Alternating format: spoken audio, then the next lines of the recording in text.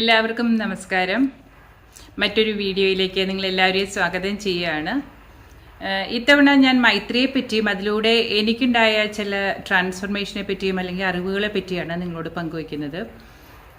മൈത്രി എല്ലാവർക്കും അറിയായിരിക്കും, മോഹൻജി ഗ്രൂപ്പിലുള്ള എല്ലാവർക്കും അറിയാം. മൈത്രി എന്ന് പറയുന്നത് ഗുരുവിൻ്റെ എനർജി, അതായത് മോഹൻജിയുടെ എനർജി നമ്മൾ അതിൻ്റെ ഒരു കോൺട്രിബ്യൂട്ടായിട്ട് നിന്നിട്ട് നമ്മൾ മോഹൻജിയുടെ എനർജിയെ നിങ്ങളിലേക്ക് പ്രവഹിപ്പിക്കുന്ന ഒരു രീതിയാണ്. അതായത് ഇപ്പോൾ നമ്മളൊരു സൂര്യൻ്റെ രശ്മികളെ ഒരു കണ്ണാടി ഉപയോഗിച്ച് പ്രതിഫലിപ്പിക്കുക എന്ന് പറഞ്ഞ പോലെ ഓരോ മൈത്രി ഹീലറും ഒരു കണ്ണാടിയായിട്ടാണ് പ്രവർത്തിക്കുന്നതെന്ന് എനിക്ക് തോന്നാറുണ്ട്, ഒരു മിററായിട്ട്. കാരണം മോഹൻജിയുടെ എനർജിയെ നിങ്ങളിലേക്ക് റീഡയറക്റ്റ് ചെയ്യുകയാണ്. അത് ഒരു യൂണിവേഴ്സൽ ഹീലിംഗ് എനർജി എന്നും പറയാം.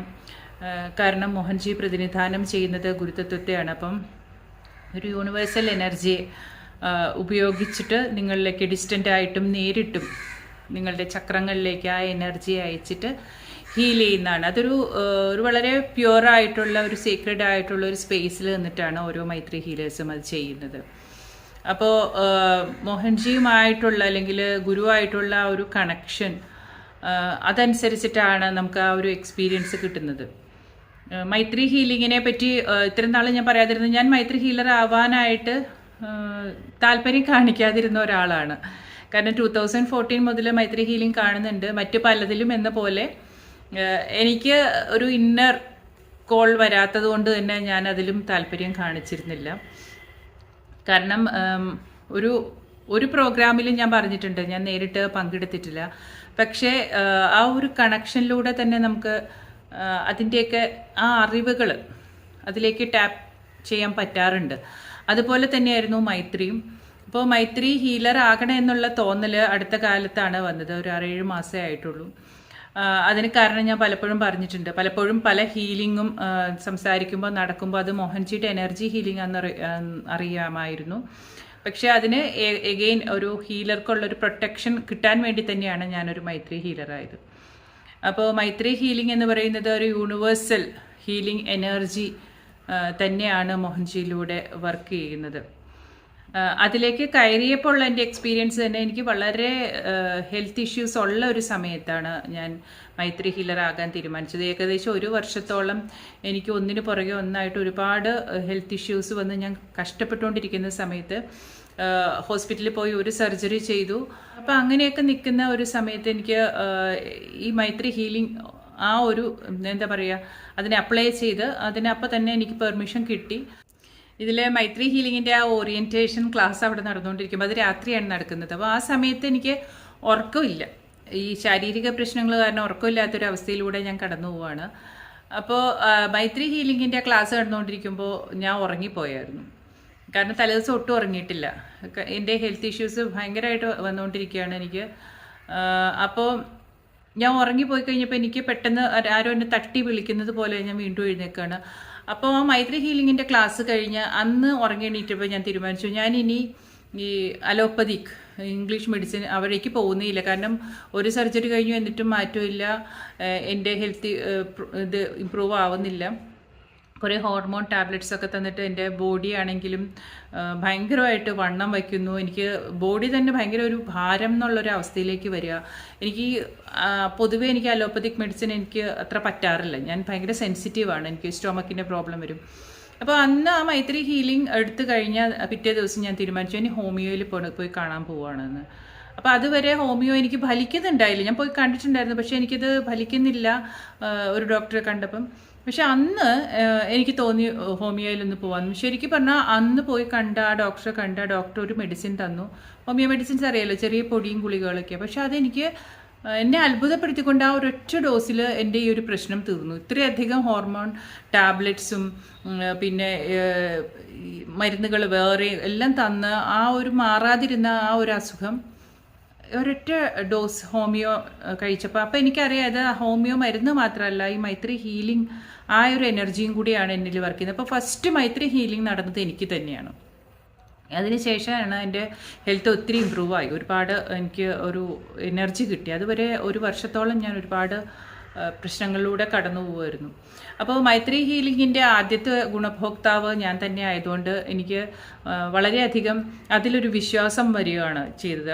എനിക്ക് തന്നെ അതിലൊരു ഫെയ്ത്ത് വരിക ചെയ്തത്. കാരണം എനിക്കറിയാം ഹോമിയോ എനിക്ക് അതുവരെ ഫലിക്കുന്നുണ്ടായിരുന്നില്ല. കാരണം നമുക്കറിയാം നമ്മൾ ആ അലോപ്പത്തിക് മെഡിസിൻസ് ഒക്കെ കഴിച്ച് കഴിയുമ്പോൾ നമ്മുടെ ബോഡി കുറച്ച് റെസിസ്റ്റൻ്റ് ആവുന്നു. പക്ഷേ അതിനുശേഷം എനിക്ക് ഹോമിയോ മരുന്ന് ഞാനും കൊച്ചിനും എല്ലാം മോൾക്കൊക്കെ ഞാൻ പിന്നെ ഹോമിയോ ആണ് കൊടുത്തു തുടങ്ങിയത്.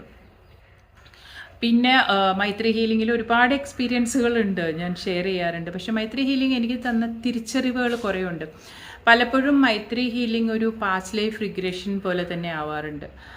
പല സമയത്തും പലരുടെയും പാസ്റ്റ് ലൈഫ് കാണാൻ സാധിക്കാറുണ്ട്. പക്ഷെ ഞാൻ അത് അവരോട് തുറന്ന് പറയാറില്ല. കാരണം ഒരു സ്റ്റേജെത്തി ഇപ്പോൾ എനിക്ക് മനസ്സിലായി ചില പാസ്റ്റ് ലൈഫ് ക്ലിയറൻസ് നടക്കുന്നതാണ്. പിന്നെ അത് അവരോട് പറയേണ്ട കാര്യമില്ല. ഇപ്പം ഒരാൾക്കൊരു പ്രശ്നം വരുന്നുണ്ടെങ്കിൽ അത് എന്തുകൊണ്ട് വന്നു എന്നാണ് നമ്മളെ കാണിക്കുക. ഒരു പാസ്റ്റ് ലൈഫാണ് നമുക്ക് അവർ കാണിച്ചു തരും. ഒരു ഗ്ലിംസ് ഓഫ് പാസ്റ്റ് ലൈഫ് വരും. എന്താ പറയുക, ഒരു കാര്യം, ഒരു കാരണം ഉണ്ടാവുമല്ലോ. ഒരു കാര്യം സംഭവിക്കണമെങ്കിൽ അതിൻ്റെ പുറകിലുള്ള ഒരു കാരണമാണ് കാണിച്ചു തരുന്നത്. അപ്പോൾ അത് അവരോട് പറയേണ്ട പ്രത്യേകിച്ച് കാര്യമൊന്നുമില്ല. കാര്യം അത് അവിടെ ക്ലിയർ ചെയ്യുകയാണെന്ന് എനിക്ക് മനസ്സിലാക്കി തരികയാണ് ചെയ്യുന്നത് മോൻജി. അപ്പം ആ ഒരു ക്ലിയറൻസ് നടക്കുന്നതോടുകൂടെ പിന്നെ അത് അവരോട് പറയേണ്ട പ്രത്യേകിച്ച് കാര്യമില്ല. കാരണം ഈ പാസ്റ്റ് ലൈഫ് അറിഞ്ഞിട്ട് പ്രത്യേകിച്ച് കാര്യമൊന്നുമില്ല. പക്ഷേ വളരെ സർപ്രൈസിങ് ആയിട്ട് നമുക്ക് ചില പാസ്റ്റ് ലൈഫ് ചിലരെ കാണുമ്പം, അല്ലെങ്കിൽ ഓരോരുത്തർക്ക് ഓരോ മൈത്രി ഹീലർക്ക് ഓരോ രീതിയിലായിരിക്കും. ചിലർക്ക് വിഷൻസ് ആയിരിക്കും, ചിലർക്ക് ഫീലിങ്സ് ആയിട്ടായിരിക്കും വരുന്നത്. എനിക്ക് പലപ്പോഴും വിഷനായിട്ടും ഫീലിംഗ് ആയിട്ടും എല്ലാം കിട്ടാറുണ്ട്. നേരത്തെ മുതൽ ആ ഒരു ഇൻറ്റ്യൂഷൻ എനിക്ക് ഭയങ്കര സ്ട്രോങ് ആയിട്ട് തോന്നാറുണ്ട്.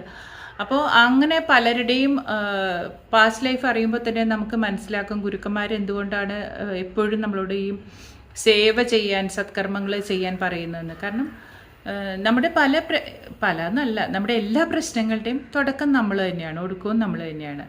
അപ്പോൾ ഇതിൽ ഒരു ഗുരുവിൻ്റെ ഗ്രേസ് ഫാക്ടർ വരുന്നത് എന്താ വെച്ചാൽ, നമ്മൾ ഈ ഒരു പാതയിലേക്ക് വരുമ്പോൾ നമ്മൾ ട്രാൻസ്ഫോം ചെയ്യാനായിട്ട് സ്വയം തീരുമാനിക്കുകയാണ് ചെയ്യുന്നത്. ഓക്കെ, ഇന്നലെ വരെ പോയ പാതയല്ല, ഈ ഒരു പാതയിലേക്ക്, ഈ ഒരു രാജയോഗ പാതയിലേക്ക് വരുമ്പോൾ, അല്ലെങ്കിൽ ഗുരുവിൻ്റെ ഗൈഡൻസിലേക്ക് വരുമ്പോൾ we are ready to transform. അപ്പോൾ ഇതിൽ മോഹൻജിയുടെ ടീച്ചിങ്ങിൽ ഏറ്റവും പ്രധാനം, എനിക്ക് ഏറ്റവും ഇമ്പോർട്ടൻ്റ് ആയിട്ട് തോന്നിയിട്ടുള്ളത്, എനിക്ക് യൂസ്ഫുൾ ആയി തോന്നിയിട്ടുള്ളത്, ജീവിതത്തെ വരുന്ന രീതിയിൽ അക്സെപ്റ്റ് ചെയ്യുക എന്നുള്ളതാണ്.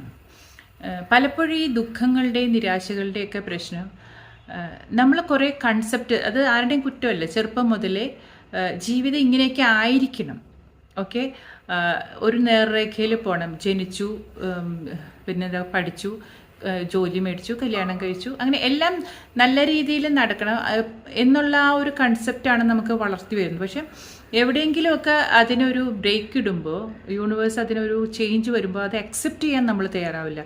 ഇല്ല, ഞാൻ വിചാരിച്ചത് ഇങ്ങനെയാണ്, ഇങ്ങനെ തന്നെ നടന്നാലേ എനിക്ക് ഹാപ്പി ആവാൻ പറ്റുള്ളൂ. പക്ഷെ പലപ്പോഴും തോന്നാറുണ്ട് ജീവിതത്തിനെ വരുന്ന രീതിയിൽ നമ്മൾ കൂടുതൽ പ്രതീക്ഷകൾ വയ്ക്കാതെ നല്ല കാര്യങ്ങൾ ചെയ്യുക. നല്ലത് പ്രതീക്ഷിക്കുന്നതിന് കുഴപ്പമില്ല, പക്ഷെ നമ്മൾ പ്രതീക്ഷിക്കുന്ന രീതിയിൽ ജീവിതം ആയിക്കൊള്ളുന്നില്ല. ജീവിതം വരുന്ന രീതിയിൽ അക്സെപ്റ്റ് ചെയ്യാൻ പഠിച്ചു കഴിഞ്ഞാൽ അപ്പം തന്നെ നമ്മുടെ പകുതിയോളം പ്രശ്നങ്ങൾ ഇല്ലാതെ ആകും എന്നെനിക്ക് തോന്നിയിട്ടുണ്ട്. അപ്പോൾ ഈ മൈത്രിയെ പറ്റി പറഞ്ഞപ്പോൾ ഇത് അറിയാതെ പറഞ്ഞപ്പോൾ, മൈത്രി ഹീലിംഗ് എന്ന് പറഞ്ഞാൽ ഇതുപോലെ തന്നെ ഒരുപാട് പ്രതീക്ഷകളോടെ വരുന്നവർക്ക് ചിലപ്പോൾ മൈത്രി അത്രയും റിസൾട്ട് കൊടുക്കില്ല എന്നെനിക്ക് തോന്നുന്നുണ്ട്. പക്ഷേ വളരെ അപ്രതീക്ഷിതമായ റിസൾട്ടുകൾ വരാറുണ്ട്. കാരണം ഞാൻ ഈ ഒരു വീഡിയോ ചെയ്യാനായിട്ട് ഇവിടെ ഇരുന്നപ്പോൾ എനിക്ക് നമ്മുടെ ഗ്രൂപ്പിലൊരു ചേച്ചിയുടെ ഒരു മെസ്സേജ് വരികയായിരുന്നു. അപ്പോൾ ചേച്ചി എനിക്ക് നേരത്തെ തന്നെ ഭയങ്കര ക്ലോസ് ആയിട്ടുള്ളൊരു ചേച്ചിയാണത്. നമ്മുടെ ഗ്രൂപ്പിൽ എല്ലാവർക്കും അറിയാം, പക്ഷേ ചേച്ചിക്ക് ഇഷ്ടമല്ല ഇങ്ങനെ പേര് പറയണം, എനിക്കറിയാം. അപ്പോൾ ചേച്ചിയുടെ മകൾക്ക് ഉണ്ടായൊരു പ്രശ്നം. അപ്പോൾ തുടക്കത്തിലെ ചേച്ചിക്ക് ഞാൻ മൈത്രി ചെയ്തിട്ടുണ്ടായിരുന്നു. ചേച്ചിയുടെ മകള് ബാംഗ്ലൂരാണ് വർക്ക് ചെയ്യുന്നത്. അപ്പോൾ ചേച്ചിയുടെ മകൾക്കും ചെയ്തിട്ടുണ്ടായിരുന്നു. അപ്പോൾ ചേച്ചിയുടെ മകൾ വർക്ക് ചെയ്യുന്ന ആ ഒരു ഇൻസ്റ്റിറ്റ്യൂട്ടിൽ ഒരു വർഷമായിട്ട് ആൾ ഒരുപാട് പ്രശ്നങ്ങൾ ഫേസ് ചെയ്യുന്നുണ്ടായിരുന്നു. ഒരു കാരണവുമില്ലാതെ എന്തോ ഒരു ശത്രുതയോടെ പെരുമാറുന്ന ഒരു മാനേജർ. അപ്പോൾ എന്താണ് കാരണം എന്ന് പറയില്ല. ആൾക്ക് ബാക്കിയുള്ളവരെല്ലാവരും, സഹപ്രവർത്തകർക്കും കൂടെയുള്ളവർക്കും എല്ലാം ഈ കുട്ടിയോട് ഭയങ്കര കാര്യമാണ്, വർക്കിൽ സാറ്റിസ്ഫൈഡ് ആണ്. പക്ഷേ ഈ റിപ്പോർട്ട് കൊടുക്കേണ്ട മാനേജർ മാത്രം മോശം റിപ്പോർട്ട് കൊടുത്തു. അതുകൊണ്ട് വേറൊരു ഡിപ്പാർട്ട്മെൻറ്റിലേക്ക് പോകാൻ പറ്റില്ല. ഇവിടെ ഭയങ്കര ഒരു ഹറാസ്മെൻറ്റ്, മോശം റിപ്പോർട്ട് ഒരാളെ പറ്റി കൊടുക്കുകയാണെങ്കിൽ പിന്നെ അവർക്ക് അവിടെ ഒരു പ്രോഗ്രസ് ഇല്ല. അപ്പോൾ ജോലി റിസൈൻ ചെയ്യാനായിട്ട് ഒരു ബുദ്ധിമുട്ട്. കാരണം മറ്റൊരു ജോലി കണ്ടുപിടിക്കണം, അത്രയും സാലറി കിട്ടുമെന്ന് അറിയില്ല. അപ്പോൾ വല്ലാത്തൊരു മാനസിക സംഘർഷത്തിലൂടെ കടന്നു പോയിരുന്നു. പക്ഷെ ഞാനിപ്പോൾ ഈ ഒരു മൈത്രിയെ പറ്റി വീഡിയോ ചെയ്യാനിരുന്നപ്പോൾ തന്നെ ഒരു നിമിത്തം എന്ന് പറഞ്ഞ പോലെ ചേച്ചിയുടെ മെസ്സേജ് വന്നു. ചേച്ചിയുടെ മകൾ അവിടെ സഹിയായിട്ടിട്ട് റിസിഗ്നേഷൻ കൊടുത്തു കഴിഞ്ഞപ്പോഴേക്കും മറ്റുള്ള ഡിപ്പാർട്ട്മെൻറ്റുകളിലുള്ള ആൾക്കാരും ഈ ഡിപ്പാർട്ട്മെൻറ്റിലുള്ള മറ്റുള്ള ആൾക്കാരും കയറി ഇടപെട്ടു. എന്തുകൊണ്ടാണ് ആ ഒരു ഡിപ്പാർട്ട്മെൻറ്റിലെ ആ ഒരു മാനേജറുടെ കീഴിൽ നിന്ന് ഒരുപാട് പേരിങ്ങനെ കരഞ്ഞുകൊണ്ട് റിസൈൻ ചെയ്ത് പോകാറുണ്ട്. അപ്പോൾ ഒരു വുമൺ എംപവർമെൻറ്റ് എന്ന് പറയുന്ന ഒരു കമ്പനിയിൽ തന്നെ എന്തുകൊണ്ട് സ്ത്രീകളെ ഇങ്ങനെ ഹറാസ് ചെയ്യുന്നു എന്ന് ചോദിച്ചിട്ട് എല്ലാവരും ഇടപെട്ടു. അപ്പോൾ അതിന് അന്വേഷണം വന്നു കഴിഞ്ഞപ്പോൾ ഈ കുട്ടിയുടെ റെസിഗ്നേഷൻ പിൻവലിപ്പിച്ചു. അതിൻ്റെ പെർഫോമൻസ് റിപ്പോർട്ട് നല്ല രീതിയിലാക്കി 100% സക്സസ് എന്ന് പറഞ്ഞുള്ള രീതിയിൽ പെർഫോമൻസ് ആക്കി കൊടുത്തു എന്ന്. അപ്പോൾ ഈ ഒരു കാര്യം വായിച്ചപ്പോൾ ഞാൻ ചേച്ചിയോട് പറയുമായിരുന്നു. കാരണം ആ മൈത്രി ചെയ്തപ്പോൾ എനിക്കൊന്ന് പലപ്പോഴും ഈ നാർസിസ്റ്റിക് പേഴ്സണാലിറ്റീസ് നമ്മുടെ ജീവിതത്തിൽ പല രീതിയിൽ വരും. അപ്പോൾ അവർക്ക് തന്നെ അറിയില്ല അവർ എന്തിനാണ് ഈ ശത്രുത വയ്ക്കുന്നത്. അത് അവർക്ക് ഈ നാർസിസ്റ്റിനെ ഏറ്റവും വലിയ ടാർഗറ്റായി മാറുന്നത് പലപ്പോഴും നന്നായി പെർഫോം ചെയ്യുന്ന ഓത്തൻറ്റിക് ആയിട്ടുള്ള ആൾക്കാർ, അങ്ങനെയുള്ള ആൾക്കാരെ കാണുമ്പോൾ അവർക്കത് സഹിക്കാൻ പറ്റില്ല. അപ്പോൾ ഈ നാർസിസ്റ്റിക് പേഴ്സണാലിറ്റി ആണെന്ന് പലപ്പോഴും നമ്മൾ തിരിച്ചറിയാതെയും പോകും. കാരണം അതൊരു പേഴ്സണാലിറ്റി ഡിസോർഡറാണ്. മറ്റൊരാളെ അംഗീകരിക്കാതെ അവരെ ഹറാസ് ചെയ്യുക, അവരെ ഏതൊരു തരത്തിലും അടിച്ചമർത്താൻ ശ്രമിക്കുക എന്നുള്ളത്. അപ്പോൾ ഈ നാർസിസ്റ്റിക് പേഴ്സണാലിറ്റി നമ്മുടെ ജീവിതത്തിൻ്റെ പല രീതിയിൽ നമ്മുടെ ഫാമിലിയിലുണ്ടാവും, നമ്മുടെ സൊസൈറ്റിയിലുണ്ടാവും, പലപ്പോഴും ജോലി സ്ഥലത്ത് എപ്പോഴും നന്നായി പെർഫോം ചെയ്യുന്ന നല്ല സ്മാർട്ടായിട്ടുള്ള ഒത്തൻറ്റിക് ആയിട്ടുള്ള സ്ട്രെയിറ്റ് ഫോർവേഡ് ആയിട്ടുള്ള ആൾക്കാരാണ് ഈ നാർസിസ്റ്റിൻ്റെയൊക്കെ ഒരു ടാർഗറ്റായിട്ട് മാറുക. ഒരു രീതിയിൽ പറഞ്ഞാൽ ഇത് ബ്ലാക്ക് എനർജി തന്നെയാണ്, ഡാർക്ക് ഫോഴ്സസ് തന്നെയാണ്. അതായത് അവർക്കും അറിയില്ല ഏതൊക്കെയോ ലൈഫിൽ നിന്നുള്ള കുറേ ട്രോമാസ് അല്ലെങ്കിൽ കുറേ ഇംപ്രഷൻസ് എന്തോ ആയിക്കോട്ടെ, അതൊരു ഡാർക്ക് എനർജി ആയിട്ട് ബ്ലാക്ക് എനർജി ആയിട്ട് അവരിൽ പ്രവർത്തിക്കുകയാണ്. അപ്പോൾ അവർക്ക് ഈ ലൈറ്റ് പരത്തുന്ന അല്ലെങ്കിൽ നന്നായി പെർഫോം ചെയ്യുന്ന ആൾക്കാരെ കാണുമ്പോൾ അവർക്ക് സഹിക്കാൻ പറ്റില്ല. അപ്പോൾ എങ്ങനെയും അവരെ അടിച്ചമർത്തി അവരെ ഇല്ലാതാക്കണം. എപ്പോഴും അവരുടെ ഒരു രീതി എന്ന് പറഞ്ഞാൽ ഒരു ഒത്തൻറ്റിക് ആയിട്ടുള്ള ആളെ എപ്പോഴും ഗിൽറ്റി ആക്കി നിർത്തിക്കൊണ്ടിരിക്കും. അതാണ് അവരുടെ ഒരു മെയിൻ ടാക്റ്റിക്. എന്താ കാരണം എന്ന് ചോദിച്ചു കഴിഞ്ഞാൽ അവർക്കൊന്നും പറയാനില്ല. പക്ഷേ എപ്പോഴും അവർ കളിക്കുന്ന ഒരു ഗെയിമാണിത്. അത് പല രീതിയിലാവാം. പക്ഷേ എങ്ങനെയായാലും other person will feel guilt. എപ്പോഴും ഇവർ ചെയ്യുന്ന കാരണങ്ങളും അവർ വളച്ച് തിരിച്ച് അതർ പേഴ്സൺ ഫീലിംഗ് ഗിൽറ്റ്. അപ്പോൾ വളരെയധികം സെൽഫ് കോൺഫിഡൻസ് ഉള്ളവരെ പോലും ഈ രീതിയിലുള്ള ഹറാസ്മെൻറ്റ് വരുമ്പോൾ അവർ മാനസികമായിട്ട് തകർന്നു. അപ്പോൾ ഈ കുട്ടിയുടെ കാര്യത്തിൽ ഇവർക്ക് മാനസികമായിട്ട് ഒരുപാട് പ്രശ്നങ്ങൾ വന്നു. പക്ഷേ എപ്പോഴും നമുക്കൊരു ഗുരുവിൻ്റെ പ്രൊട്ടക്ഷൻ ഉള്ളപ്പോൾ, നമ്മൾക്കൊരു ലൈറ്റിൻ്റെ പ്രൊട്ടക്ഷൻ ഉള്ളപ്പോൾ, ഈ കുട്ടിക്ക് മൈത്രി ചെയ്തിട്ടുണ്ടായിരുന്നു കുറച്ച് നാളായിട്ട്. പിന്നെ ഈ ചേച്ചി എപ്പോഴും സായി സച്ചരിതം വായിക്കുവാനും എപ്പോഴും ഇതിനു വേണ്ടി പ്രാർത്ഥിക്കുകയും എല്ലാം ചെയ്യുന്നുണ്ടായിരുന്നു, മെഡിറ്റേഷൻ ചെയ്യാനൊക്കെ പറയും. അപ്പോൾ അങ്ങനെ ഒരു ഡിവൈൻ പ്രൊട്ടക്ഷൻ ഉള്ളപ്പോൾ ഈ ഡാർക്ക് അല്ലെങ്കിൽ ഒരു നാർസിസ്റ്റിക് പേഴ്സണാലിറ്റിക്ക് പിടിച്ചു നിൽക്കാൻ ബുദ്ധിമുട്ടാണ്. അപ്പോൾ ഒരു ഗുരുവിൻ്റെ ഗ്രേസ് അല്ലെങ്കിൽ ഗുരു തത്വം പ്രവർത്തിക്കുമ്പോൾ ഈ ഡാർക്ക് ഫോഴ്സിന് എന്താ പറയുക സ്ട്രെങ്ത് കുറയുക ചെയ്യുക. അങ്ങനെ ഒരുപാട് പ്രശ്നങ്ങൾ ഇപ്പോൾ നാർസിസ്റ്റിക് റിലേഷൻസൊക്കെ കണ്ട് കഷ്ടപ്പെടുന്ന രണ്ടുപേരും ഉണ്ടാവും. ഞാൻ പറയുന്നത് ഫീമെയിൽ ആൻഡ് മെയിൽ, അവർക്ക് വ്യത്യാസമൊന്നുമില്ല, ആർക്ക് വേണമെങ്കിലും ആവാം. അപ്പോൾ അങ്ങനെയുള്ളവർ കുറേ പേര് നമ്മുടെ ഗ്രൂപ്പിൽ തന്നെ ഉണ്ട്. അപ്പോൾ അവരോട് ഞാൻ പറയാറുണ്ട്, ഇനിയിപ്പോൾ അറിയില്ലാത്തവരോട് ഞാൻ പറയുകയാണ്, അങ്ങനെയുള്ള പേഴ്സണാലിറ്റി തിരിച്ചറിയാം. പിന്നെ അവരിങ്ങനെയുള്ളവരുടെ കൂടെ നിന്ന് ഞാനൊരു യൂസ്ലെസ് ആണ് എന്ന് തോന്നിപ്പോവും. അത് അതർ പേഴ്സണ് എന്നെ ഒന്നിനും കൊള്ളില്ല, ഞാൻ ചെയ്യുന്നതെല്ലാം തെറ്റാണ്. കാരണം അവരങ്ങനെയാണ് ടാർഗറ്റ് ചെയ്ത് അങ്ങനെയാക്കും. Whatever may be the reason. അവർക്ക് അവരുടെ പാസ്റ്റിലുണ്ടായ ഹട്ടായിരിക്കാം, എന്തായിരിക്കാം.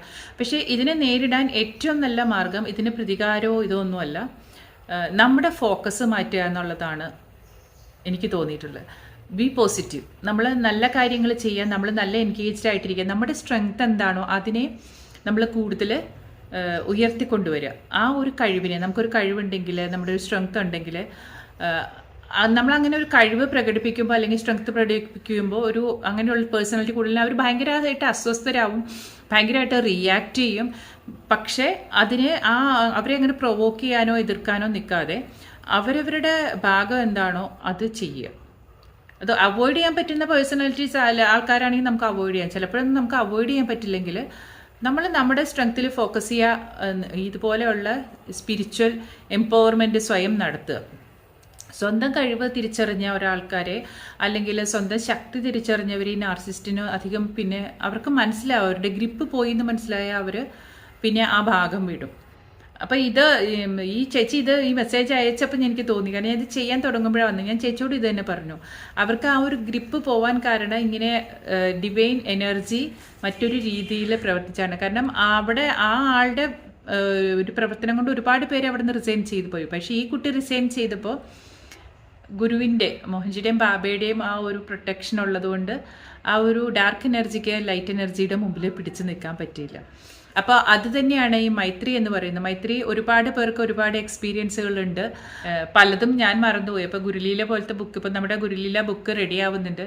അപ്പോൾ അതിൻ്റെ പ്രൂഫൊക്കെ വായിച്ചപ്പോഴാണ് പലതും എനിക്ക് തന്നെ ഓർമ്മ വരുന്നത്, പലരും ഷെയർ ചെയ്ത എക്സ്പീരിയൻസുകൾ. അപ്പോൾ അത് പ്യുവർലി ഗുരുസ് ഗ്രേസ് ആണ്. അതിൽ നമ്മളൊരു ഇൻസ്ട്രുമെൻ്റായിട്ട് നിൽക്കുക എന്നുള്ളത് മാത്രമേ ഉള്ളൂ മൈത്രിയിൽ. അതിലെ എല്ലാ ക്രെഡിറ്റും എന്തൊക്കെ സംഭവിക്കുന്നുണ്ടോ അതെല്ലാം ഗുരുവിൻ്റെ ഇതിലേക്ക് സമർപ്പിക്കുകയാണ് ചെയ്യുക. അപ്പോൾ മൈത്രി എന്ന് പറയുന്നത് നമ്മളുടെ പല രീതിയിലാണ് മൈത്രി വർക്ക് ചെയ്യുന്നത്. ചിലപ്പോൾ മരുന്നുകൾ, നമുക്ക് അതുവരെ ഫലിക്കാതിരുന്ന മരുന്നുകൾ, എൻ്റെ കാര്യത്തിൽ ആയ പോലെ മരുന്നുകൾ ഫലിച്ചു തുടങ്ങും. ചിലപ്പോൾ നമുക്ക് തന്നെ നമ്മുടെ തെറ്റുകൾ മനസ്സിലാവും. പലപ്പോഴും ഈ കംപ്ലൈനിങ് ക്യാരക്ടർ ഉള്ളവർക്ക് പതുക്കെ മനസ്സിലാവുന്ന, ഈ കംപ്ലൈൻറ്റ് ചെയ്തുകൊണ്ടിരുന്നു കഴിഞ്ഞാൽ തന്നെ വീക്കായി പോവുകയാണ്. അതുകൊണ്ട് അവരുടെ ആ ഒരു ആറ്റിറ്റ്യൂഡിൽ മാറ്റം വരും. ചിലപ്പോൾ മിറക്കിൾസും സംഭവിക്കും. ഒരിക്കൽ ഒരു ഇത് പറയണ്ടായി, ഒരു കുട്ടിക്കാണ് മൈത്രി ചെയ്തുകൊണ്ടിരുന്നത്. അപ്പോൾ ആ കുട്ടി കടച്ച് കിടക്കുകയാണ്. അവൻ്റെ അമ്മ പുറത്തായിരുന്നു. അപ്പോൾ അമ്മ ചെന്നപ്പോൾ കുട്ടി ചോദിക്കുകയാണ്, അമ്മ എൻ്റെ അടുത്ത് വന്നിരുന്ന് ചാൻറ്റ് ചെയ്യുന്നുണ്ടായിരുന്നോ, മന്ത്രം ചാൻറ്റ് ചെയ്യുന്ന ഒരു ലേഡി ചാൻറ്റ് ചെയ്യുന്നത് ഞാൻ കേട്ടല്ലോ എന്ന്. അപ്പോൾ അമ്മ പറഞ്ഞു, ഞാൻ കടച്ച് വെളിയിലായിരുന്നെന്ന്. അപ്പോൾ ആ രീതിയിൽ ഉള്ള അനുഭവങ്ങളുണ്ട്. പിന്നെ ഒരുപാട് ഇങ്ങനെ വിഷൻസ്, അതിലൂടെ നമുക്ക് മനസ്സിലാകുന്ന ഒരു കാര്യം എന്താ വെച്ചാൽ, പാസ്റ്റ് ലൈഫിലെ ട്രോമാസ് അല്ലെങ്കിൽ പാസ്റ്റ് ലൈഫിൽ ഭയങ്കര ഡീപ്പായിട്ട് ഉള്ള ഒരു വിക്ടിം മോഡിലാണ് നമ്മൾ ലൈഫ് വിട്ടു പോകുന്നതെങ്കിൽ എഗെയിൻ ആ ഒരു ആരാണോ ഹണ്ട് ചെയ്തിരുന്ന അവരുടെ പ്രസൻസിൽ തന്നെ വന്ന് ജനിക്കുകയാണ് ചെയ്യുന്നത്. അൺടിൽ ദ സോൾ ആ ഒരു സ്ട്രെങ്ത് തിരിച്ചറിയുന്നത് വരെ. അപ്പോൾ ഒരു വിക്ടിംഹുഡ് എന്ന് പറയുമ്പോൾ പലർക്കും ഭയങ്കര ഇഷ്ടമാണെന്ന് എനിക്ക് തോന്നിയിട്ടുണ്ട്. ഒരു വിക്ടിമായിട്ടിരിക്കുന്നത്, എന്നെ ഇങ്ങനെ മറ്റുള്ള ആൾക്കാർ എന്താ പറയുക ഹോണ്ട് ചെയ്യുകയാണ്, എന്നെ ഇങ്ങനെ മറ്റുള്ള ആൾക്കാർ ഉപദ്രവിക്കുകയാണ്. പക്ഷേ ആ ഒരു വിക്ടിംഹുഡ് അവരെ എത്രത്തോളം എഫക്റ്റ് ചെയ്യുന്നതെന്ന് പലപ്പോഴും സ്ത്രീകളാണെങ്കിലും, കൂടുതലും എനിക്ക് തോന്നുന്നു സ്ത്രീകളാണ്, പുരുഷന്മാരും ഉണ്ടാവുമായിരിക്കാം. എന്നോട് ഇൻട്രാക്ട് ചെയ്യുന്ന സ്ത്രീകളായതുകൊണ്ടാണ് ഞാൻ പറഞ്ഞത്. അപ്പോൾ എവിടെയാണോ നമ്മുടെ സ്ട്രെങ്ത് അതിലേക്ക് ഫോക്കസ് ചെയ്യുക എന്നുള്ളത് തന്നെയാണ് ഏറ്റവും നല്ലത് തോന്നുന്നത്. കാരണം എനിക്കിപ്പോൾ എൻ്റെ എക്സ്പീരിയൻസ് എന്താണെന്ന് പറയുന്നത്, ഈ യൂട്യൂബ് വീഡിയോസും അല്ലെങ്കിൽ ഗുരുക്കന്മാരെ പറ്റിയുള്ള ഇത്തരം വീഡിയോസൊക്കെ വന്നതോടുകൂടി നമുക്ക് മറ്റുള്ള കാര്യങ്ങൾ ശ്രദ്ധിക്കാനായിട്ട്, നമ്മൾ നെഗറ്റീവായിട്ട് അല്ലെങ്കിൽ നമ്മളെ പുറകോട്ട് പിടിച്ചു വലിക്കുന്ന, നമ്മൾ വിഷമിപ്പിക്കുന്ന കാര്യങ്ങൾ ചിന്തിക്കാൻ എനിക്ക് സമയമില്ലാതെയായി. കാരണം ഇത് തന്നെ ചെയ്യാൻ പറ്റുന്നില്ല. നമുക്ക് വേറെ കുറേ ജോലികളുണ്ട്. അതിൻ്റെ കൂട്ടത്തിൽ ഇതും കൂടി ആയപ്പം ഓൾവേസ് നമ്മളുടെ ഫോക്കസ് മുഴുവനും ഓക്കെ ഇതൊരു സമയം കിട്ടുകയാണെങ്കിൽ ഒരു ബുക്ക് വായിക്കാം. പിന്നെ ഇപ്പോൾ നമ്മുടെ ഗ്രൂപ്പായി കഴിഞ്ഞ് കഴിഞ്ഞപ്പം എല്ലാവർക്കും അറിയാം, നമ്മൾക്ക് ഗ്രൂപ്പായിട്ട് ചെയ്യാവുന്ന കാര്യങ്ങൾ, ചാൻറ്റിങ് ചെയ്യാറുണ്ട്, അല്ലെങ്കിൽ നമ്മൾ മെഡിറ്റേഷൻ ചെയ്യാറുണ്ട്, സത്സംഗം വയ്ക്കാറുണ്ട്. അപ്പോൾ കുറച്ച് സമയം കിട്ടുമ്പോൾ ഞാൻ അതിനാണ് ശ്രദ്ധിക്കാറ്. അപ്പോൾ അതെനിക്ക് കൊണ്ടുവന്ന ചേഞ്ചസ് എനിക്കറിയാം. ഓക്കെ, നമ്മളപ്പോൾ ഞാൻ എപ്പോഴും പറയാറുണ്ട്, നമ്മൾ ഒട്ടും സമയം നമ്മുടെ മൈൻഡിനെ അങ്ങനത്തെ കാര്യങ്ങളിലേക്ക് വിടാതിരിക്കുക. ഓക്കെ, സമയം കിട്ടുമ്പോഴൊക്കെ മെഡിറ്റേറ്റ് ചെയ്യുക, അല്ലെങ്കിൽ ഒരുപാട് മറ്റുള്ളവർക്ക് സേവ ചെയ്യാൻ ശ്രമിക്കുന്നുണ്ട്. അപ്പോൾ ആ രീതിയിലൊക്കെ വരുമ്പോൾ എന്താ പറയുക, നമ്മുടെ ഉള്ളിലുള്ള ആ ഒരു നെഗറ്റിവിറ്റിയെ നമ്മൾ പോസിറ്റിവിറ്റി കൊണ്ട് തന്നെ നേരിടുകയാണ് എന്ന് പറയാം. അപ്പോൾ വെളിയിലുള്ള ഇതുപോലെയുള്ള ഈ നാർസിസ്റ്റ് ക്യാരക്ടർ അല്ലെങ്കിൽ അതൊക്കെ ഒരു എന്താ പറയുക ഒരു ബിഹേവിയർ പ്രോബ്ലമാണ്. അതൊക്കെ ഉള്ള അങ്ങനെയുള്ള ആൾക്കാരെയൊന്നും നമുക്ക് അവോയ്ഡ് ചെയ്യാൻ പറ്റില്ല. സൊസൈറ്റിയിൽ അങ്ങനത്തെ ആൾക്കാരുണ്ടാവും. പലപ്പോഴും അത് തിരിച്ചറിയാതെ പോകും. കാരണം ഇവരുടെ വിക്ടിമിനോട് മാത്രമായിരിക്കും ഇവരിങ്ങനെ, വെളിയിൽ അവർ വേറൊരു മുഖമായിരിക്കും കാണിക്കുന്നത്. അപ്പോൾ ഇത് ആ ഒരു വിക്ടിമിന് മാത്രമായിരിക്കും പലപ്പോഴും ഈ ഒരു ബിഹേവിയർ സഹിക്കേണ്ടി വരുന്നത്. അപ്പോൾ പലപ്പോഴും ഫാമിലിയിലൊക്കെ ആണെങ്കിലും ഇങ്ങനൊരു പ്രശ്നം ഉണ്ടെന്ന് പറഞ്ഞാൽ പോലും വെളിയിൽ വിശ്വസിക്കണം എന്നില്ല. അപ്പോൾ അത് തിരിച്ചറിയുക. ഇങ്ങനെയുള്ള ഒരുപാട് പേര് എൻ്റെ അടുത്ത് ഇങ്ങനെ ചോദിക്കുന്നതുകൊണ്ടാണ് ഞാനിത് പറയുന്നത്. അപ്പോൾ അത് തിരിച്ചറിഞ്ഞിട്ട് നിങ്ങൾക്ക് ചെയ്യാൻ പറ്റുന്ന എന്താണെന്ന് വെച്ചാൽ തിരിച്ചറിഞ്ഞാൽ ഫസ്റ്റ് ഓഫ് ഓൾ അവർക്ക് ആ ഒരു ഗ്രിപ്പ് കൊടുക്കാതിരിക്കുക. ഇവരുടെ ഈ ഒരു കളികളിൽ ഗിൽറ്റ് ആവാതിരിക്കുക. ഗിൽറ്റ് നമ്മളെ വല്ലാണ്ട് താഴേക്ക് കൊണ്ടുപോകുന്നൊരു കാര്യമാണ്. അപ്പോൾ നമ്മളെല്ലാവരും മനുഷ്യരാണ്, ചിലപ്പോഴൊക്കെ തെറ്റ് പറ്റിയെന്നിരിക്കും, അത് മറക്കുക. ഇപ്പോൾ ഫൊർഗീവ് ചെയ്യാന്നുള്ള ഫൊർഗീവ്നെസ് മെഡിറ്റേഷൻ ചെയ്തുകൂടെ എന്നൊക്കെ എന്നോട് ചോദിച്ചു. നമ്മൾ എഗെയിൻ നമ്മൾ ഈ ഫൊർഗീവ് ചെയ്യാനായിട്ട് അങ്ങനെ ആകുമ്പോൾ നമ്മൾ തന്നെ ഉറപ്പിക്കുകയാണ് അവരാണ്, അതർ പേഴ്സൺ ആണ് തെറ്റ് ചെയ്തതെന്ന് നമുക്കൊരു ബോധ്യമുള്ളപ്പോഴാണല്ലോ നമുക്ക് ഫൊർഗീവ്നെസ് ചെയ്യേണ്ടത്. പലപ്പോഴും നമുക്കറിയില്ല എന്തുകൊണ്ടാണ് ചില സംഭവങ്ങൾ, ചിലതിൻ്റെയൊക്കെ തുടർച്ചയായിട്ടാണ് ചില കാര്യങ്ങൾ നടക്കുന്നത്. നമ്മൾ പാർട്ട് ഓഫ് ദി ഗെയിം കണ്ടിട്ട് അപ്പുറത്ത് നിൽക്കുന്നവരെ തെറ്റുകാർ, ഞാൻ ശരിയെന്ന് വിശ്വസിക്കുന്നതിൽ വലിയ കാര്യമൊന്നുമില്ല എന്നുള്ളത് ഈ പാസ്റ്റ് ലൈഫ് കാണുമ്പോൾ നമുക്ക് മനസ്സിലാവും. പലപ്പോഴും ചിലതിൻ്റെയൊക്കെ തുടർച്ചയായിട്ടാണ് ഇത് വരുന്നത്.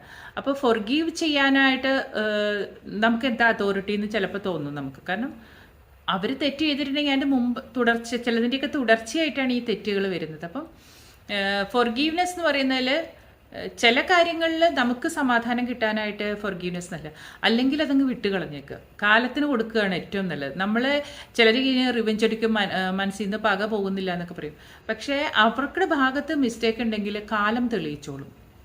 നമുക്ക് ചെയ്യാൻ പറ്റുന്നതിൻ്റെ അങ്ങാപ്പുറത്തേക്ക് അവരെന്താണോ ചെയ്തത് ആ തെറ്റ് മനസ്സിലാക്കുന്ന രീതിയിൽ കാലം, അതിപ്പം നമുക്കും കിട്ടിയെന്നിരിക്കും. അപ്പം ഇതിൽ ഈ ഫൊർഗീവ്നെസ് മെഡിറ്റേഷനിലൊന്നും കാര്യമില്ല. അങ്ങനെ മെഡിറ്റേഷൻ ചെയ്താലൊന്നും ഫൊർഗീവ് ചെയ്യാൻ പറ്റില്ല. അത് കൂടുതൽ നമ്മുടെ മനസ്സിലേക്ക് വരിക ചെയ്യുക. അപ്പോൾ എഗെയിൻ ഞാൻ പറയുന്ന കാര്യം, ആ ഭാഗം വിട്ടുകളഞ്ഞിട്ട് നമുക്ക് സന്തോഷം കിട്ടുന്ന കാര്യങ്ങൾ ചെയ്യുക, ഫോക്കസ് മാറ്റുക എന്നുള്ളതാണ് ഏറ്റവും നല്ല കാര്യം. ആ ഭാഗം അങ്ങ് വിട്ടുകളഞ്ഞു കഴിഞ്ഞാൽ കുറേ നാൾ കഴിയുമ്പോൾ, ഇപ്പോൾ ഇൻ കേസ് അവർ നിങ്ങളോട് തെറ്റ് ചെയ്തിട്ടുണ്ടെങ്കിൽ അവർക്ക് അതേ നാണയത്തിൽ തിരിച്ചടി കിട്ടുന്നത് കാണാം. പക്ഷെ അപ്പോഴേക്കും ഒരു പക്ഷെ നമ്മളുടെ ലെവൽ മാറിയിട്ടുണ്ടാവും, നമ്മൾ അതിനെ പറ്റിയൊക്കെ മറന്നിട്ടുണ്ടാവും. അപ്പോൾ ചിലപ്പോൾ നമുക്ക് തോന്നും ഇത്രയും വേണ്ടിയിരുന്നില്ല എന്ന് തോന്നുന്ന സിറ്റുവേഷൻ വരെ തോന്നും നമുക്ക്. അപ്പോൾ അതൊക്കെ എന്താ പറയുക, കാലത്തിന് വിട്ടുകൊടുക്കുക എന്നുള്ളതാണ് ഏറ്റവും നല്ല കാര്യം.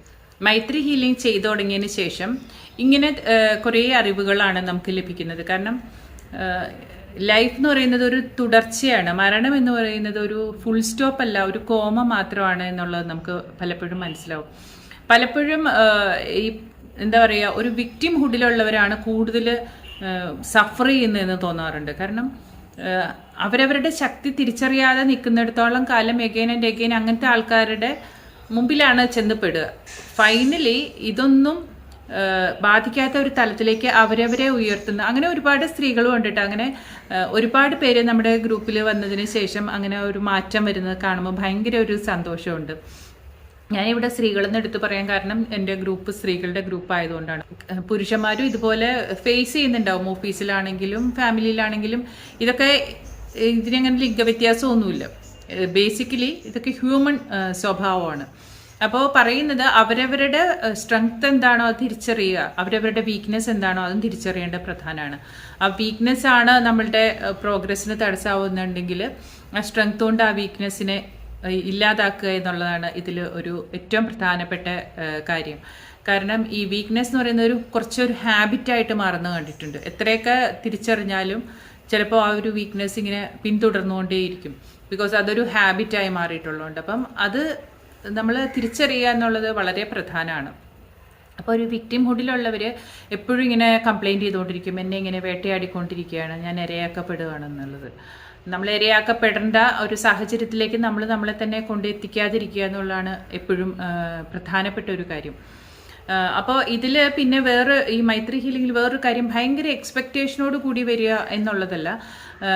ഇതിൽ ആദ്യം പറയുമല്ലോ, കാർമിക്കലി അലൗഡ് ആയിട്ടുള്ള കാര്യങ്ങളെ നമുക്ക് ക്ലിയർ ചെയ്യാൻ പറ്റുള്ളൂ. ചില കാര്യങ്ങൾ കർമ്മ അത് അവരവർ തന്നെ ഫേസ് ചെയ്തേ പറ്റുള്ളൂ.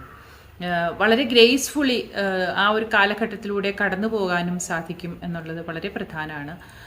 അപ്പോൾ ആ ഒരു കാര്യം കൂടെ നമ്മൾ മൈത്രി ഹീലിങ്ങിന് മുമ്പ് പറഞ്ഞു കൊടുക്കാറുണ്ട്. കാർമിക്കലി അലൗഡ് ആയിട്ടുള്ള കാര്യങ്ങൾ മാത്രമേ ഹീൽ ചെയ്യാറുള്ളൂ. ഇത് സേവയുമായിട്ട് ബന്ധപ്പെട്ടിരിക്കുന്നൊരു കാര്യം കൂടിയാണ്. കാരണം പലപ്പോഴും ഈ സേവ ചെയ്യുന്നത് മൈത്രി ഹീലിങ്ങിൻ്റെ ആ ഒരു എനർജി എക്സ്ചേഞ്ച്, ആ ഒരു പണം ഉപയോഗിച്ചിട്ട് ഈ സേവ ചെയ്യാറുണ്ട്. പല സേവകളും അവരോടും ചെയ്യാൻ പറയാറുണ്ട്. കാരണം എവിടേക്കാണ് ബ്ലോക്ക് ഉള്ളതെന്ന്. അപ്പോഴും ഈ പറഞ്ഞ പോലെ ബാഡ് കർമാസിനെ നല്ല കർമ്മ കൊണ്ട് നമുക്ക് നേരിടാം എന്ന് പറയുന്നത് പോലെ അപ്പോഴും ഒരുപാട് പേരുടെ ആ ഒരു ബ്ലോക്കേജുകൾ മാറുന്നത് കാണാറുണ്ട്. അപ്പോൾ ഈ മൈത്രി ഹീലിംഗ് എനിക്ക് തന്ന തിരിച്ചറിവുകളാണ് ഞാൻ പറഞ്ഞത്. അപ്പോൾ പലപ്പോഴും ഇങ്ങനെ ഭയങ്കരമായിട്ട് ഇമോഷണലി അറ്റാച്ച്ഡ് ആവുന്ന ഒരു സ്വഭാവം ഇല്ലാതെയായിപ്പോയി. മറ്റത് സഫർ ചെയ്യുന്നവരെ കാണുമ്പോൾ അല്ലെങ്കിൽ ഭയങ്കരമായിട്ട് നമുക്ക് വിഷമം തോന്നുന്നു, എന്താ ഇങ്ങനെ. പക്ഷേ പലപ്പോഴും ഈ മൈത്രി ഹീലിംഗ് ചെയ്തു തുടങ്ങിക്കഴിഞ്ഞപ്പോൾ നമുക്ക് മനസ്സിലായി തുടങ്ങിയത് ഒരു കാര്യമാണത്. ഒരു കണ്ടിന്യൂവേഷൻ തന്നെയാണ് ലൈഫ്. അപ്പോൾ നമ്മൾ വളരെ കോൺഷ്യസ് ആയിട്ട് ഇരിക്കുക എന്നുള്ളത് മാത്രമേ ചെയ്യാൻ പറ്റുള്ളൂ. പിന്നെ തീർച്ചയായിട്ടും ഈ ബ്ലാക്ക് മാജിക് അല്ലെങ്കിൽ അതുപോലുള്ള കാര്യങ്ങളൊക്കെ എൻകൗണ്ടർ ചെയ്യേണ്ടി വരാറുണ്ട്. പലപ്പോഴും അങ്ങനെയുള്ള കാര്യങ്ങളും അതിൽ വരാറുണ്ട്. പക്ഷെ ഒരു ഗുരുവിൻ്റെ ആ ഒരു എനർജി ഫീൽഡിൽ വന്ന് ആ പ്രൊട്ടക്ഷനിൽ വന്ന് അതിലൊരു ഫെയ്ത്ത് വന്നു കഴിഞ്ഞാൽ പലപ്പോഴും വളരെ ഗ്രേസ്ഫുള്ളി രക്ഷപ്പെടാറുണ്ട്. കഴിഞ്ഞ ദിവസം ഷീബ, ദുബായിലുള്ള നമ്മുടെ സഹോദരിയാണ്, എനിക്ക് ഒരു മെസ്സേജ് അയച്ചിട്ടുണ്ടായിരുന്നു. അതായത് ദുബായിൽ അറിയാമല്ലോ, അറബ്സൊക്കെ വണ്ടി ഓടിക്കുന്ന ഭയങ്കര റാഷ് ഡ്രൈവിംഗ് ആണ്. ഒരു പാർക്കിങ്ങിൽ കുറച്ച് ഇരുട്ടായിട്ടുള്ള സ്ഥലത്തിൽ കൂടെ ഭയങ്കര ഹ്യൂജ് വെഹിക്കിൾസ് ആയിരിക്കുമല്ലോ അവിടെ, വലിയ വലിയ വണ്ടികളാണ്. ഭയങ്കര സ്പീഡിൽ വന്നിട്ട് ഷീബ പറയുന്നത് എങ്ങനെ എനിക്കറിയില്ല, എൻ്റെ കയ്യ ബോണറ്റിൻ്റെ മുകളിലാണ് ഒരു മില്ലി സെക്കൻഡ് അങ്ങോട്ടോ ഇങ്ങോട്ടോ മറിയെങ്കിൽ ഞാൻ ആ വണ്ടിയുടെ അടി പോയിരുന്നു. പക്ഷെ എൻ്റെ കൈ വെച്ചിട്ട് ഞാൻ ആ വണ്ടിയെ തടഞ്ഞു നിർത്തിയ പോലെ. അപ്പം ഞാൻ പറഞ്ഞു, ആ ഒരു ഇന്നർ സ്ട്രെങ്ത് എവിടെ നിന്നാണ് വന്നത് ഷീബ? അത് ഗുരുവിലുള്ള ഒരു വിശ്വാസം കൊണ്ട് നമ്മുടെ ആ ഒരു ശക്തി, നമുക്ക് തന്നെ വിശ്വസിക്കാൻ പറ്റാത്ത ശക്തി നമ്മളിൽ ഉണരുന്നതാണ്. ഷീബ കൈകൊണ്ട് തടഞ്ഞു നിർത്തിയ പോലെ ആ വണ്ടി അവിടെ നിന്നു. ആ ഒരു സെക്കൻഡ് അങ്ങോട്ടോ ഇങ്ങോട്ടോ മാറിയെങ്കിൽ നമുക്കറിയാം ഒരുപാട് ആക്സിഡൻറ്റുകൾ നടക്കുന്നത്. അപ്പോൾ അതെല്ലാം ഗുരുസ് ഗ്രേസ് ആണ്. കാരണം ഒരു ഗുരുവിനെ വിശ്വസിച്ച് ആ ഗുരു തത്വത്തിൽ വിശ്വസിച്ച് പോകുമ്പോൾ ആ ഒരു പാതയിൽ നമ്മൾ ആ മുമ്പോട്ട് പോകുമ്പോൾ, കാരണം ഈ ഒരു പാതയിൽ വന്നിട്ട് എനിക്കറിയാം എല്ലാവരും ചിലപ്പോൾ വളരെ വിഷമിച്ചിട്ട് പറയും, ഞങ്ങളുടെ കയ്യിൽ ഒരു പൈസ പോലും ഇല്ല, അപ്പോൾ അയക്കാൻ ഞങ്ങൾക്ക് ഭയങ്കര വിഷമമാണ്, ഗ്രൂപ്പിലെല്ലാവരും ഇങ്ങനെ സേവയൊക്കെ ചെയ്യുന്ന കാണുമ്പോൾ. ഞാൻ പറഞ്ഞു, നിങ്ങളുടെ ആ ഒരു മനസ്സുണ്ടല്ലോ, നിങ്ങൾ പ്രേയേഴ്സ് അയക്കുക. ഈ എനർജി എന്ന് പറയുന്നത് പൈസ മാത്രമല്ല, പൈസ എന്ന് പറയുന്ന ഒരു എനർജി തന്നെയാണ്. പക്ഷേ അതല്ലാതെ നല്ല തോട്ട്സ് അല്ലെങ്കിൽ നല്ല പ്രേയേഴ്സ്, ഇതൊക്കെ എനർജി തന്നെയാണ്. അപ്പോൾ അത് ചെയ്യുക എന്ന് പറഞ്ഞ് അവരോട് സമാധാനിപ്പിക്കാറുണ്ട്. കാരണം അപ്പോൾ അവരുടെ മനസ്സിൽ ആ സേവ ചെയ്യാനുള്ള മനോഭാവം ഉള്ളപ്പോൾ ഇന്നല്ലെങ്കിൽ നാളെ നിങ്ങൾക്കതിനുള്ള സാഹചര്യം ഭഗവാൻ ഒരുക്കിത്തരും. ആ ഒരു സൂപ്പർ പവർ എപ്പോഴും നമ്മളുടെ തോട്ട്സിനെ യൂണിവേഴ്സിലേക്ക് നമ്മൾ മറ്റുള്ളവർക്ക് സേവ ചെയ്യണമെന്നുള്ള ഒരു നല്ല മനോഭാവമാണെങ്കിൽ കുറച്ച് വെയിറ്റ് ചെയ്യുക. ശ്രദ്ധാൻ സബൂരിയാണല്ലോ ബാബ പറഞ്ഞിരിക്കുന്നത്. അത് വളരെ പ്രധാനമാണ്. സബൂരി എന്ന് പറയുന്നത് വളരെ പ്രധാനമാണ്. പലപ്പോഴും ക്ഷമയില്ലാതെയാണ് ഓരോ എടുത്തു ചാടി ഈവൻ സൂയിസൈഡ് വരെ ചെയ്യുന്നത്. കാരണം ചിലപ്പോൾ ഒരുപക്ഷെ അതുവരെയുള്ള കർമ്മ തീർന്നിട്ടുണ്ടാവും. നമ്മുടെ നല്ല ബാങ്ക് ബാലൻസ് പോലെ തന്നെ മോശം ബാങ്ക് ബാലൻസ് ഉണ്ടല്ലോ. നമ്മളൊരു നല്ല പാതയിലേക്ക് വന്ന് പ്രാർത്ഥിക്കുകയും ഒക്കെ ചെയ്യുമ്പോൾ നമ്മുടെ ആ മോശം ബാങ്ക് ബാലൻസ് കുറഞ്ഞുകൊണ്ടിരിക്കുകയാണ്. നമ്മൾ നല്ല രീതിയിൽ ജീവിക്കുകയൊക്കെ ചെയ്ത് കഴിയുമ്പോൾ. പക്ഷെ അതറിയാതെ നമ്മൾ വിചാരിക്കുന്ന പോലെ കാര്യങ്ങൾ നടക്കുന്നില്ല എന്നുള്ള ഒറ്റ കാരണം കൊണ്ട് സൂയിസൈഡൊക്കെ ചെയ്യുമ്പോൾ വീണ്ടും വലിയൊരു ഹെവി എനർജി താഴേക്ക് കൊണ്ടുപോകുന്ന ഒരു ബാഡ് എനർജി ആയിട്ടാണ് പിന്നെ അവർ പോകുന്നത്. പിന്നെയും ബാങ്ക് ബാലൻസ് ഒരു ഹെവി, അത് വലിയൊരു പാപമായിട്ട് തന്നെയാണ്. കാരണം ഈ സൂയിസൈഡ് എന്ന് പറയുന്നത് വലിയൊരു പാപം തന്നെയാണ്. പിന്നീട് നമുക്ക് കിട്ടിയിരിക്കുന്ന ഈ ശരീരത്തിനെ നമ്മൾ നിസ്സാര കാര്യത്തിനെ നശിപ്പിച്ചു കളയുമ്പോൾ പിന്നെ ഒരു ശരീരം കിട്ടാതെ ആത്മാവ് എത്രയോ അലഞ്ഞ് തിരിയേണ്ടി വരും. ഒരു ശരീരത്തിന് വേണ്ടി പിന്നെ ഒരുപാട് ആഗ്രഹിക്കേണ്ടി വരും.